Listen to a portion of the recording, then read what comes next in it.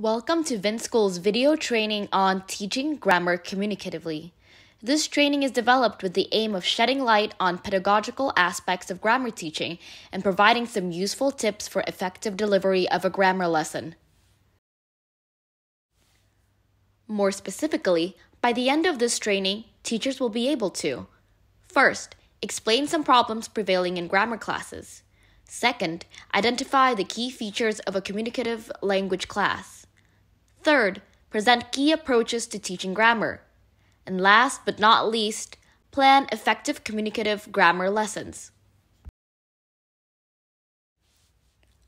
Corresponding to the previously mentioned objectives, the training is divided into 4 main sections. Section 1 discusses common observable problems in our grammar classes, which are deemed to result from several misconceptions about grammar teaching. Section 2 outlines important features of a communicative language classroom, accompanied by an explanation of the principles of grammar teaching as a part of the development process of communicative competence. Section 3 focuses on recommended approaches to teaching grammar. And finally, Section 4 provides hands-on advice on how to plan a communicative grammar lesson.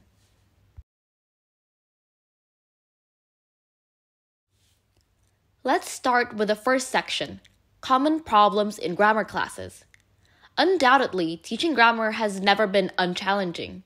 There have been quite a number of arguments among researchers and teachers over whether grammar should be taught in a language class.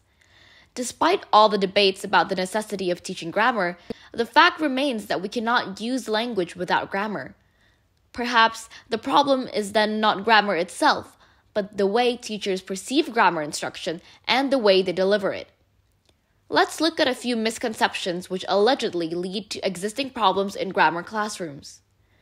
The first misconception is part of the controversy surrounding the inductive or deductive approach. Here, we will not make any assertion about which approach is superior, as the choice of approach is necessarily subjective to the learner and the situation. However, the problem will arise if the role of learners is denied in a language classroom and the teacher puts too much emphasis on direct grammar instruction. In such cases, teachers often find it clearer and more effective if the formulation and explanation of grammar rules is placed in the teacher's capable hands. The second misconception is that teaching grammar at sentence level is enough for an awareness of forms, meanings, and uses. Sentence-level grammar refers to parts of speech, tenses, phrases, clauses, and word order. Sentences in isolation are mistakenly regarded as appropriate context conducive to an understanding of the target grammar in use. Whereas isolated sentences may adequately help learners to figure out the forms, the question is whether they really reflect how the language works in conversations and pieces of writing. Next, it is often believed that drilling will lead to the mastery of grammar rules. The more drills, the better. Drilling is also a key feature of the audiolingual method to language teaching, which places emphasis on repeating structural patterns through oral practice. While repeated practice of a particular structural pattern can enforce memory, we might need to question its effectiveness in building up students' communicative competence, since most drills are implemented out of context and not for the authentic purpose of communication. Finally, there's a long-standing belief that grammar should be taught in independent lessons for a better focus. Students, after completing heavy doses of drilling and practice, are expected to transfer the knowledge into written or oral application. However, research undertaken by West Virginia University has outlined that there is a significant disjoint between the teaching of grammar rules in isolation and then their use in practice. They also advocate that grammar should be continually taught in integration with other language skills for students to understand how grammar works in a real-world context. Deriving from these misconceptions, the following problems exist in our grammar lessons. First, only the teacher presents grammar rules and students remain passive listeners. The teacher's role at the presentation stage is predominant, leaving little chance for thought-provoking questions and exploratory discussions. Second, the lesson is limited to sentence-level patterns at almost all stages. Students can hardly see how the grammar functions in longer stretches of language at discourse level. For example, the lesson starts with isolated sentences as examples with the aim of introducing the forms and uses. The uses are deducted from only the sentences instead of a wider context. Next, all the practice tasks are focused on how students choose accurate forms to complete sentences. Third, there are too many drills. Students spend a large portion of class time on completing worksheets which have no communicative purposes. Fourth, a lack of tasks with a consideration of learners' real-life communicative needs is observed in some classes. There are two common scenarios. The first scenario is that teachers have planned a communicative, authentic task, but do not have enough time to implement it as a consequence of unequal distribution of class time. The other scenario shows an intentional ignorance of real communicative needs to save time for drilling with the hope of improving students' mastery. Regardless of teachers' plans and intentions, what persists is that a post-stage so-called communicative task is briskly run through in the last few minutes of the lesson. The fifth problem is in fact a result of the fourth problem. With the learner's communicative needs being neglected, grammar is consequently taught out of context. After a long-lasting grammar lesson, it is unlikely that students can answer why they need to learn the target grammar point and how they can apply it in real-life situations. Finally, grammar lessons, characterized by the 5 points mentioned above, tend to be exam-oriented. The lesson success is determined by what score students can get rather than how appropriately students can use the target grammar to communicate. These are just a few common problems that we can spot, and this act of identification is for the sake of improvement. What we highly recommend is that teachers make a self-reflection of their own teaching and avoid the problems we have just discussed in their future teaching. We have discussed some common problems prevailing in grammar classes, which are also typical of the traditional way of teaching grammar. As a shift to communicative language teaching has been marked, we would like to briefly present the features of a communicative language classroom in Section 2. In brief, a communicative language classroom has the following features. First, students learn by doing. From our viewpoint, this statement has two layers of meaning. The first meaning is students learn the language by using it, rather than just trying to memorize a list of vocabulary and grammar patterns. By practicing or doing, the learner will learn to communicate. The second meaning highlights learner-centeredness. The learner has to be involved in every step of the lesson. Learning becomes to a large extent the learner's responsibility. Because the major focus is on the learners, the teacher is just a facilitator. The teacher manages the classroom environment and helps the learners to become autonomous. Second, the communicative method operates with stretches of language above the sentence level and operates with real language in real situations. The teacher should create situations which help to promote communication and should teach students how language should be used in a social context. Teachers should give activities such as role play, which help the learners to learn the language in social contexts. Third, the focus of the lesson is on the development of communicative competence. According to Littlewood, communicative competence means a degree of mastery of a very considerable range of linguistic and social skills, which depend in part on the learner's sensitivity to meaning and appropriacy in language and on his or her ability to develop effective strategies for communicating in the second language. In this way, communicative competence includes both grammatical knowledge and the ability to use this knowledge to perform different kinds of communicative functions. Fourth, there should be connectivity among all the language skills such as listening, speaking, reading, and writing, so integrated teaching is highly encouraged.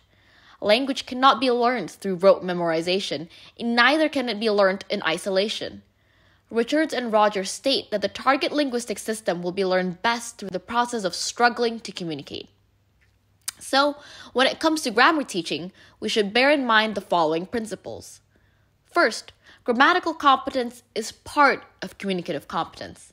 Grammatical competence is indispensable for the practice of linguistic formation of the language. The focus is on suitable structure, which helps the learners to use the language appropriately and freely. Second, the relationship between grammar competence and communicative competence is that between absorbing, or input, and practice, or output. In the process of grammar learning, students are required to participate in the reading and listening activities to observe and understand the grammar forms and its functions. After that, they should summarize the grammar rules together with their teachers and absorb the sentence easily in this way. Ultimately, teachers should make absorbing in accordance with practicing and help students to use the newly learned grammar in all kinds of practicing to make themselves understood. The second principle relates to theory regarding the balance between the input and output in a language class. According to Nation, there are 4 strands that need to exist in a language classroom. On the input side, the lesson includes meaning-focused input, which can be either in written or spoken form, and a language-focused meaning stage, when an analysis of the provided input leads to the discovery of the meaning and functions of the target language. In the meaning-focused input strand, students try to understand and gain knowledge from what they listen or read about. This is where Krashen's meaning comprehensible input, or the +1 hypothesis, comes in.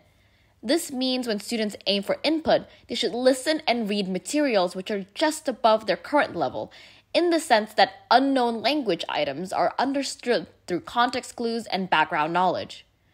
In the language-focused meaning, students explicitly learn language features. They grasp an understanding of the meaning and form of the target grammar before moving to activities such as grammar drills. On the output side, it comes from meaning-focused output to fluency activities. In the meaning-focused output strand, students are required to produce language. The main goal is trying to get their message across to someone else with a language they have learned and know. Some useful activities in the strand include having conversations, giving speeches, writing notes, blogging, and so on. Lastly, in the fluency development strand, as its name suggests, the focus lies on improving fluency in all language skills. The goal is not to learn new language knowledge, but to enhance the processing of existing knowledge and skills. Nation contended that these 4 strands should be given roughly equal time in a class.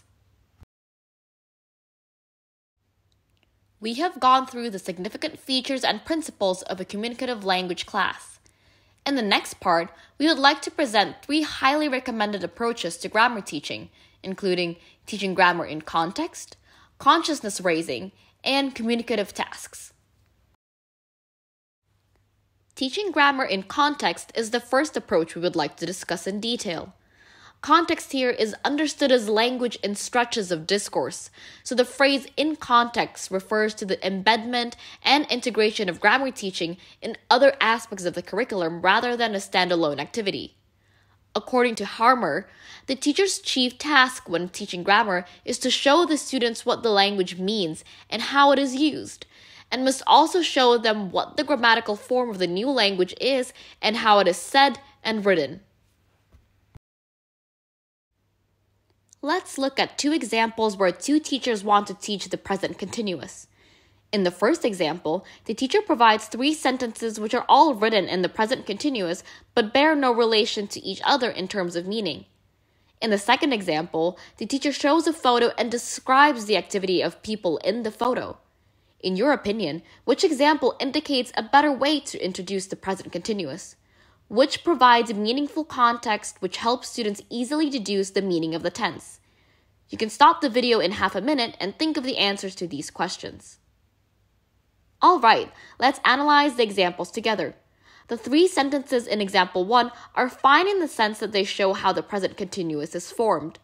However, because the sentences are made out of context, it is unlikely that students will be able to see in which situation the present continuous is used. Also, these sentences barely relate to students' experience. How probable is it for students to see Blackpink perform on stage? And who is the character Linda? On the contrary, in the second example, the relationship between the sentences and the context is very clear. Students can understand that the teacher is describing what people in the photo are doing. There are real characters and their actions are observable. Therefore, in the second example, the gains are twofold, not only regarding the form, but also the meaning of the tense. This leads us to some criteria worth considering while choosing the context to integrate into our grammar lessons. According to Lewis and Hill, context should be real and useful outside the classroom. Grammar does not only serve the need to interact in class, it goes beyond the classroom into real life. Once the context closely relates to students' life, it can also easily trigger their interest and communicative motivation.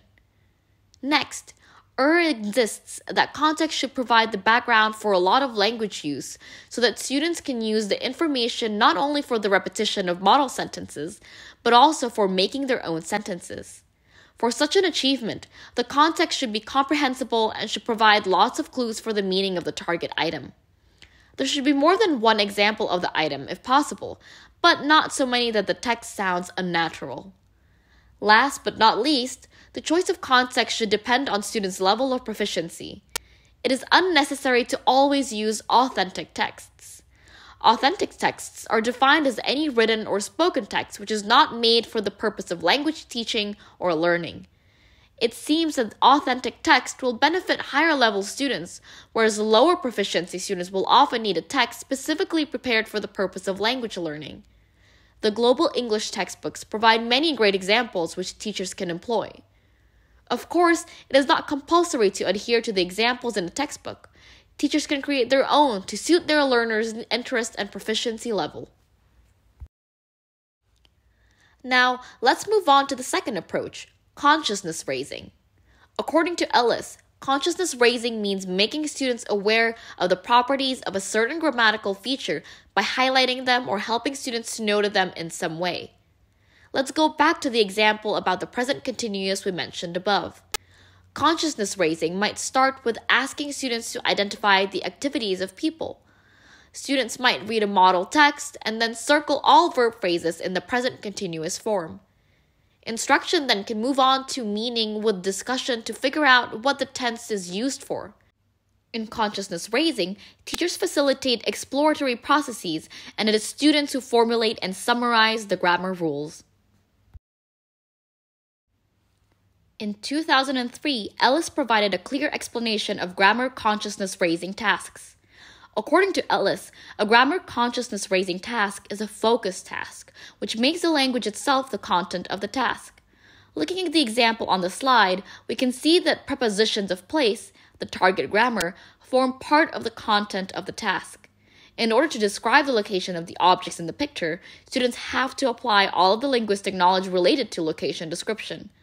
They may use some prepositions of place accurately, or they may exploit some other strategies to get the task done. For example, instead of saying on, they may make it as not in. Regardless of the linguistic resources students use to complete the task, the attention is eventually drawn to how different prepositions of place mean and how they are used to describe where a thing is located. In addition, grammar consciousness raising tasks primarily emphasize explicit learning, which develops awareness at the level of understanding rather than the awareness at the level of noticing. As explained by Ellis, in the case of explicit learning, learners are aware that they have learned something and can verbalize what they have learned. Students show conscious and deliberate attempts to master some materials or solve a problem. Next, a grammar consciousness raising task constitutes a kind of puzzle which enables learners to discover for themselves how a linguistic feature works once it has been solved. As contended by Willis and Willis in 2012, consciousness-raising tasks help learners to notice particular features of language, to draw conclusions from what they notice, and to organize their view of language in the light of the conclusions they have drawn. This active discovery procedure makes students get more involved, and the reasoning process is encouraged. Their roles are more active than the teachers, which can considerably enhance their interest and reduce their tension. Finally, consciousness-raising tasks are communicative. In these tasks, the attention to form occurs in interaction, where the primary focus is on meaning. Learners are not made aware that a specific form is being targeted, and thus are expected to function primarily as language users, rather than as learners when they perform the task. Consciousness-raising tasks can be classified into inductive and deductive ones. The former requires the learners to construct an explicit rule to describe the grammatical features which the task demonstrates. In the case of the latter, learners are provided with a rule and then they're supposed to carry out some tasks to deepen their understanding of the forms and uses. Ellis suggests 4 main steps in designing a consciousness-raising task. The first is isolating a specific linguistic feature for attention. The second step is providing learners with input illustrating the feature, and they may also be given a rule to explain the feature. Then, learners are supposed to be able to figure out and understand the targeted feature. Finally, learners are required to describe the grammatical structure in question.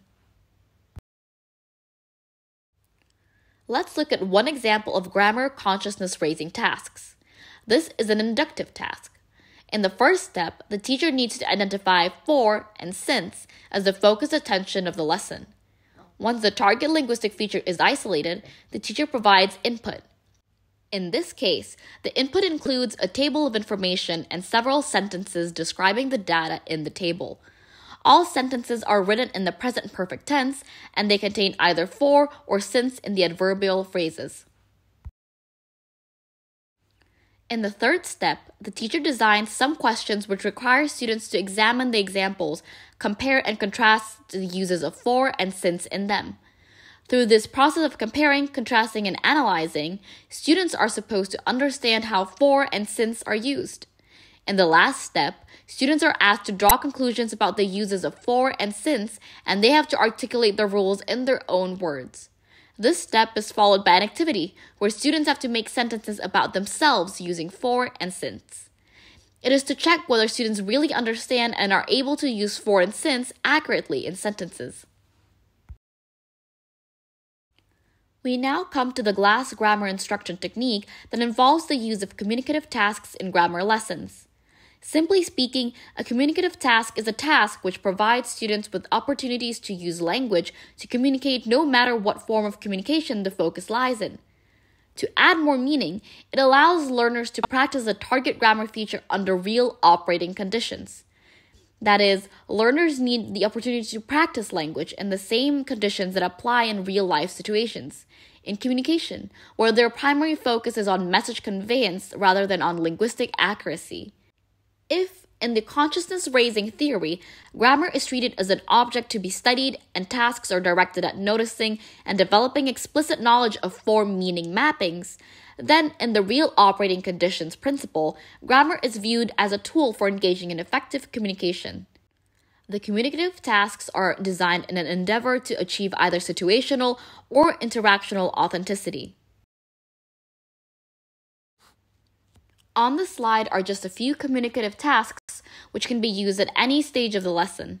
In whatever stage they appear, the central point is that they appear in a context.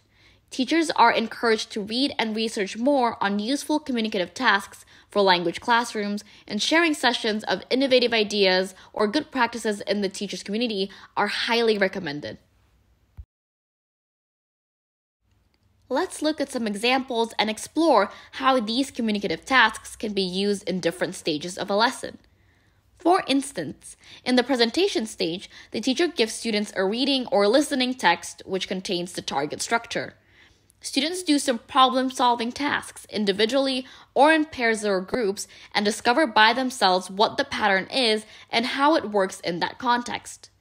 In the problem-solving tasks, students will activate their existing linguistic knowledge to discuss and reach a consensus on solutions. This procedure shifts their attention to the meaning and use before the form of the target structure. After they finish the task, the teacher then will ask them what they have found and discuss the answers with them to clarify the form, meaning, and use of the target grammar. After the target grammar is presented, it should be practiced to transfer what students know from short-term to long-term memory. Traditionally, practice often takes the form of sentence-based exercises, which neither seem communicatively authentic nor show any communicative function of the grammatical form. There are some ways to improve the situation. The easiest way is to modify the mechanical exercises, requiring students to deal with texts rather than isolated sentences. Next, to improve the communicative authenticity, teachers can transform the exercises into communicative tasks, such as information gap activities or oral interaction. In information gap activities, students are given different pieces of information for sharing with their partners to complete the tasks. Students base themselves on the information shared by their partners to complete questions requiring the use of the target grammar. On the slide is one example of information gap activities. Two partners keep different pictures and they have to describe where things are in the room using prepositions of place. This task not only helps them to practice using prepositions of place, but also gives them the real purpose for communication. Another communicative task can be used at this stage is oral interaction, when students are asked to interact with their partners by asking and answering based on the teacher's prompts. Finally, at the production stage, a variety of communicative tasks can be implemented. Discussions, information exchange, role play, to name but a few. At this stage, the focus is shifted from accuracy to fluency and real communication. In discussion activities, students are put into groups for them to feel at ease to do the task and have time to prepare for a specific task. Students share their thoughts and ideas and contribute to the shared outcomes. In information exchange activities, students join in interpersonal exchanges where they themselves are valuable resources of experiences and ideas. They can make an exchange about whatever topic as it takes place in real-life situations. Another example is role-play activities. A role play functions as a reproduction of situations like real life in the classroom. It means that the students must pretend to be someone else in the given situations and use the language to fulfill a given task. So, we have gone through all necessary theoretical matters regarding communicative grammar teaching. In the last part of today's training, we would like to spend time on practical ideas on how to plan effective communicative grammar lessons. During the planning process, keep in mind the following points. First, present the grammar in context and provide meaningful input for discovery of the target grammar in the later phase. Second, focus on consciousness raising with students actively promoting their roles in exploring the target grammar. Third, in the process of discovery, draw students' attention to the function first and then the form. Fourth, integrate grammar into skills class. Don't teach grammar as a standalone activity. Fifth, include as many communicative tasks as possible. The lesson should be ended with a communicative activity where students use the language for real, lifelike communicative purposes. Above all, in all stages of the lesson, make the tasks and activities meaningful and related to students' life. Additionally, it should be noted that the accuracy is not the ultimate goal. Allow students to make mistakes and self-correct their own mistakes. In the next part, we are going to talk about two common staging frameworks which are also very useful for a grammar lesson.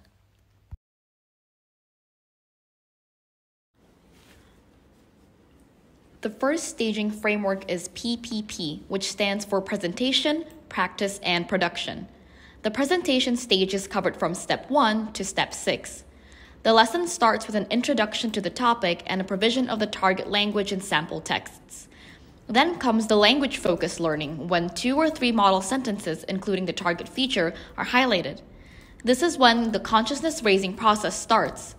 Students analyze the samples and draw conclusions about the function and meaning first, and then the form and pronunciation. During this process, the teacher will ask concept-checking questions to ensure that the students really understand the form and uses. In this framework, it can be seen that students are provided with many opportunities to use the target grammar in the final phases of the lesson. The focus will move from accuracy to fluency and real communication. The controlled practice activities, such as repetition and substitution drills, gap fill activities, and etc., make students use the target language in continuation, but without needing to think about what they want to say at the same time. All the language is given, and they can just concentrate on manipulating the form and producing it accurately.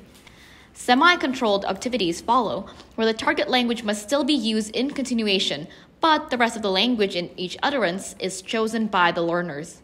A Find Someone Who activity is a good example of semi-controlled practice. This increases the level of communicative challenge slightly. Finally, in the production stage, also called free practice, the students are asked to discuss something, such as doing a role play where there is a scope for use of the target language, but other language will prevail, and what the student says is entirely up to him or her. Another framework follows task-based language teaching, where the lesson is divided into 3 main phases: pre-task, task cycle, and language focus. In the pre-task phase, the teacher introduces the topic and the task. He or she then explores the topic with the class, highlights useful words and phrases, and helps students understand task instructions. Students may be allowed to listen to recording of others doing a similar task or read part of a text as a lead into a task. The task cycle phase is split into 3 smaller steps: task, planning, and report. First, students do the task in pairs or in groups. The teacher monitors from a distance, encouraging all attempts at communication. The focus is not placed on correcting any mistakes in language use. Next, students prepare to report to the whole class, either orally or in writing, how they did the task, what they decided or discovered. The teacher stands by to give language advice. The last step of the task cycle is to report. Some groups present their reports to the class or exchange written reports and compare results. This step is followed with teachers' feedback and peer feedback on the content of the reports. The last phase in the task-based teaching framework is language focus. Students examine and then discuss specific features of the text or transcript of the recording. The teacher conducts practice of the target language either during or after the analysis. The lesson may end with another task, which is to some extent similar to the task introduced at the beginning of the lesson. This time, students are encouraged to use the target grammar in the production of language. Now, let's look at one sample task-based teaching lesson plan. In this lesson, the target language feature is the used to structure. In the pre-task phase, the teacher leads into the lesson by asking students to think about what will change in a person in 10 years' time. Students may think of any answers, such as appearance, ways of thinking, health, living styles, etc. The teacher allows time for 3 to 4 suggestions. Then the teacher shows the class a photo of himself or herself 10 years ago and asks them to tell what was different about him or her.